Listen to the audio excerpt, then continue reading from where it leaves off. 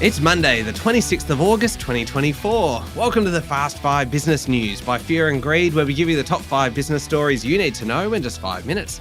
I'm Michael Thompson, and good morning, Sean Aylmer. Good morning, Michael. Sean, 5 stories, 5 minutes. Let's go. Story number 1. Ahead of the spring selling season, the country's biggest lender is dropping some variable interest rates as investors look to build housing more suitable to the singles lifestyle.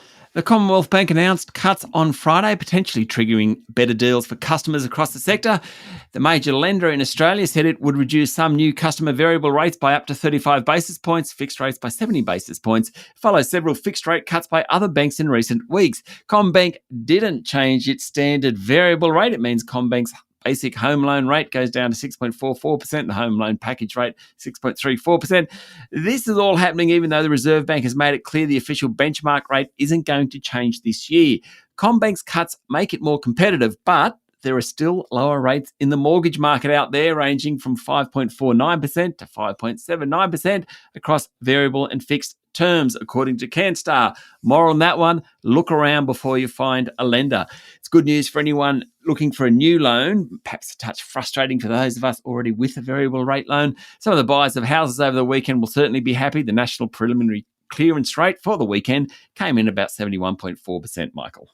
And so what about this other part of the story, Sean, the more adaptable housing? This is fascinating. Digital nomads and millennials are driving plans by developers and fund managers to build thousands of micro apartments in big cities across Australia. We're talking about 32 square metres or less, includes kitchenette, small living area and a bathroom. Then there'll be access to shared communal lounges and co-working spaces, according to a report in the AFR. Importantly, these buildings can be located close to the major CBDs, providing accommodation for those priced out of traditional apartments. Hotel developer, operator and fund manager Pro-Invest Groups looking for about $500 million to get it going. It wants to initially build 2,000 flex apartments. Many of these will be developed out of older hotels or vacant office buildings. About 25 square metres, these ones, kitchenette, toilet, bathroom, and then co-working spaces, gyms, communal areas. Interesting. Yeah, it certainly is. On to story number 2. Ingham's, the producer of chicken and turkey for consumption, expects volumes will fall in the coming months, reflecting cost of living pressures. That triggered a 20% slump in its share price.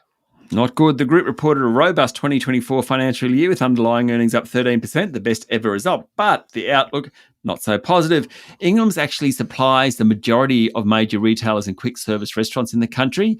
Now, we produce about 700 million chickens for meat each year. At any one time, there are about 100 million chickens alive, meaning 4 chickens to every person. It accounts for about half of all meat consumed in Australia. Anyway, Ingham's hopes to benefit from lower costs going forward, even if demand is soft, including more automated processes in its production line. Story number 3, Hezbollah launched hundreds of rockets and drones against Israel over the weekend in retaliation for the assassination of a senior commander in Beirut last month. Israeli jets hit targets in Lebanon shortly before the strikes as the military assessed that Hezbollah was preparing to begin the barrage. Hezbollah said it had launched more than 320 rockets towards Israel and hit 11 military targets, according to Reuters. It said the barrage had completed the first phase, but the full response will take some time. Defense Minister, or the Israeli Defense Minister, Yoav Gallant, said Israel would do whatever is necessary to defend itself. Story number 4. This is a cracker, Sean. The world's second largest diamond has been found in Botswana. It's a 2,492 carat stone discovered by Canadian mining company Lucara Diamond. Firstly, Michael, they're all crackers. Everyone in the Fast Five is a cracker story. This is a double cracker. It's the biggest known gem quality find after the Cullinan diamond, discovered more than a century ago, which was cut up and incorporated into the British Crown Jewels. It's about 2/3 the size of a Coke can. It was found using X-ray transmission technology. The find has been called the most significant this century, according to the Financial Times. The stone's estimated to be worth about $40 million. 60 million Aussie. That certainly helped Lucara's share price. The boss of Lucara said that the stone will be used to boost the profile of the diamond sector and Botswana. Mining of precious gems makes up about a quarter of Botswana's GDP, so certainly big news for that country. And last one, Elon Musk's SpaceX will use one of its capsules to bring home astronauts stuck at the International Space Station, but it won't happen till next year. Yeah, a Not such good news for Boeing because its flawed Starliner craft will return without people on board in early September, the US Space Agency said over the weekend. Now, according to Bloomberg, the contingency plan means that NASA astronauts Barry Wilmore and Sunita Williams will hitch a ride home on SpaceX's Crew Dragon capsule during a 6-month mission called Crew 9, slated to launch in late September. That would put them back on US soil in February, months later than they had planned to come home.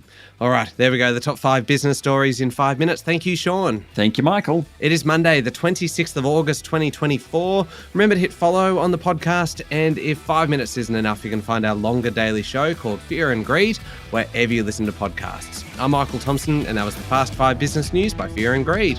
Have a great day.